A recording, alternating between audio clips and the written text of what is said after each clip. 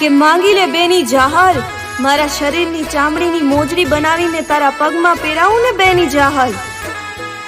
તોય તારા બાપુ દેવાયત બોદલના ઋણમાંથી હું મુક્ત થાવ એમ નથી. હા, અને મેં કહેલું વીરા નવઘણ કે મારું આ કાપડું તારી પાસે લેણું રહ્યું. સમય આવે ત્યારે હું માંગીશ જે કાપડું હું આજ માંગુ છું વીરા નવઘણ. આ નવઘણના ખોળિયામાં પ્રાણ હોય અને બેન જહાલને આપેલું વચન ભૂલી જાય એવો હુરજ તો ક્યારેય ન ઉગે. માંગો બેની બા, શું માંગો છો?